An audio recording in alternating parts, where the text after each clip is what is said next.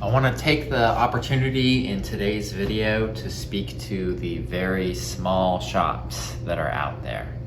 By small, I'm talking teams of 3 or less, or maybe even one-man shows. And the thing that I want to talk about today is wait times in your service department during peak season and strategies that I use to keep them as low as possible.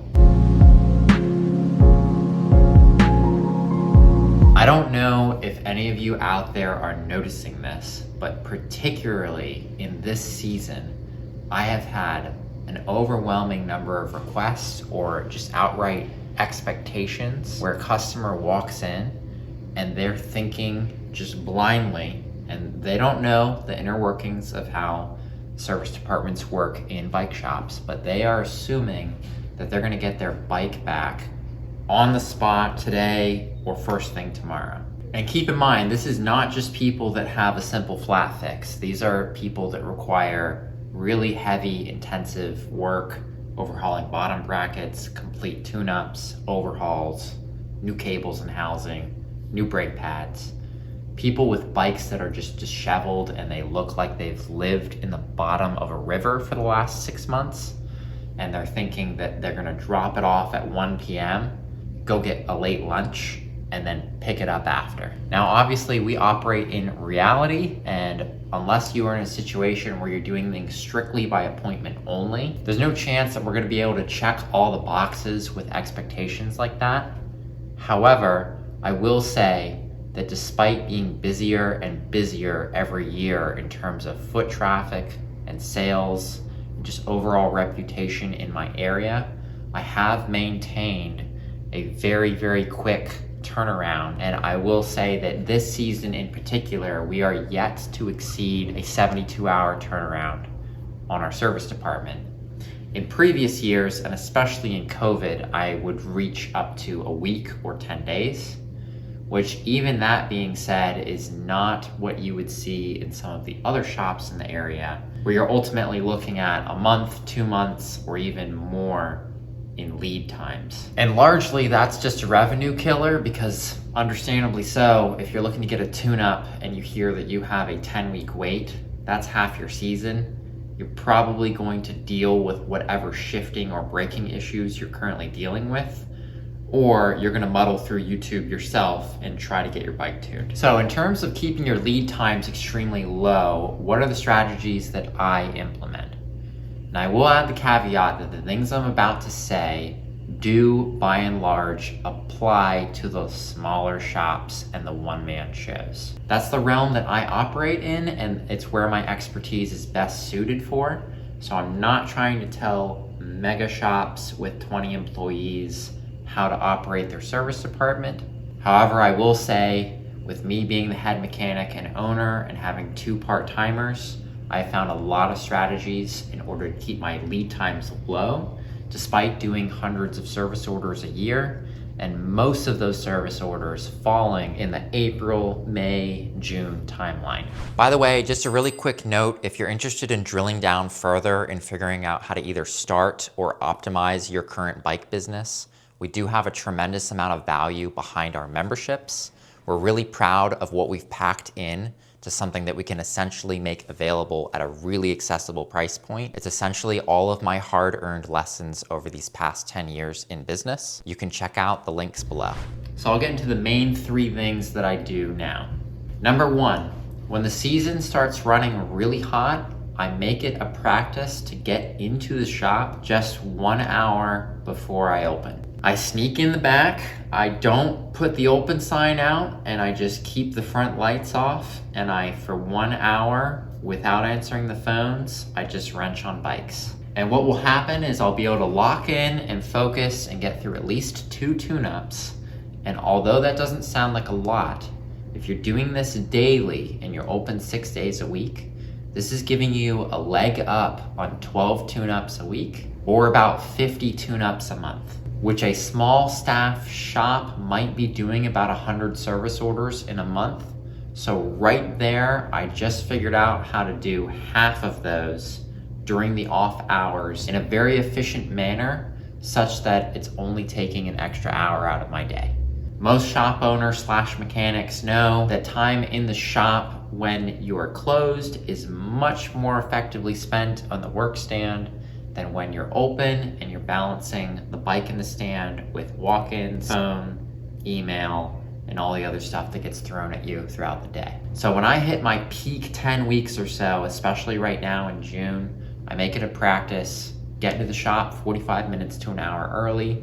You can knock out 2 of those work orders that don't need super extensive work. And basically you alleviate your day because in the same 5 minutes that you put your open sign on, you're able to give 2 customers a call and say, hey, your bike is ready for pickup. It keeps space clear in the shop, it keeps things turning over, it keeps everything efficient. Number 2, for keeping your wait times really low.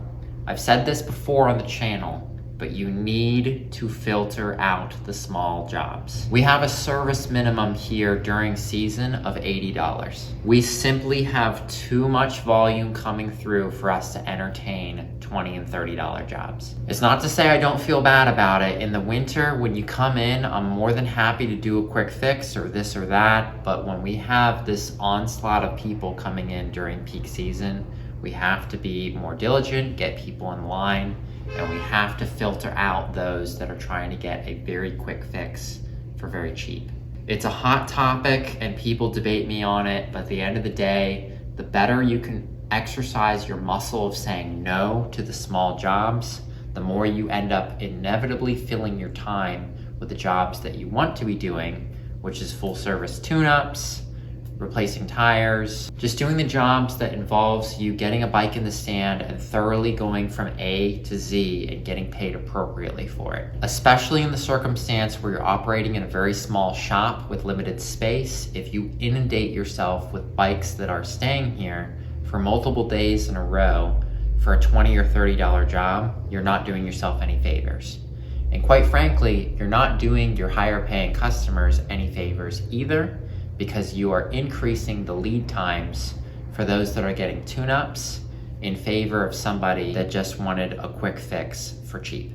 And this bleeds into my third and final tip for keeping your lead times low, which is to never negotiate on your labor prices. Again, something that I've harped on in this channel, you can pick and choose based on your inventory turnover what items may be worth discounting or negotiating on. If you have very low turnover items that are taking up valuable real estate and you know that you have more desirable items with better turnover that you may be able to get in to take its place, it's perfectly reasonable to negotiate on a hard product, but it's much trickier to negotiate on your labor rates because that, at the end of the day, is the value of your time. And if you're not willing to value your time, nobody else will. This is a hard-earned lesson that I feel like most new business owners get, and I will say that I definitely screwed up with it for the first 2 or 3 seasons. And usually once you gain the confidence to start standing your ground on negotiating labor prices, you end up going, or at least in my case, I would swing a little bit too far in the other direction, and I didn't know how to be tactful in letting people know that I'm not negotiable. But eventually, after 5 or 6 seasons, I have noticed the regular business cycle that people get into this magic spot where they respect their own time, but they also know how to communicate that with the customer in such a way where they are seeing the side that you're working with, and that even though you may want to work with them, you're not able to negotiate on your labor prices because of XYZ reasons. And usually I'll just be honest with customers in that if they really want a quick fix, they're going to have to visit me during the off time of the year. But if they're trying to get this done now, I have to balance them with everybody else that's walking in the door. It's not a personal decision against them. It's just an intelligent allocation of my time. Definitely easier said than done. There is an art form to this type of micro negotiation that happens day to day when you're operating in a retail environment. There is a magic balance to being firm but fair that sometimes just comes down to experience. But if you're a little bit newer to this game, and especially if you're a small shop, take it from my 7 years of doing this. If you allow other people to dictate your labor prices, you are not doing yourself any favors. And more often than not, every time that you do bend to those types of requests, surprisingly quickly down the line, you end up seeing this cascading effect where that same person is coming in with expectations, or their friends are coming in with expectations. Which for me definitely represents some of the hard knocks I've received in the importance of being firm but fair in these scenarios. Trust me, it may feel strange to say no to $1 here, but if you do this long enough, you'll find yourself in a situation where your time is filled with the jobs of people who respect your time, instead of this fear of saying no to $1, and then you've got some of your really high efficiency jobs and some of your jobs that kind of waste your time. Every time you say no to something, you say yes to something better. So as all of us shop owners are in the midst of our peak seasons, at least in most of North America, I hope that some of these tips are helpful. And for those of you that already knew this information, I hope hearing it out of someone else's mouth at least backs you up in your belief that you're doing it right.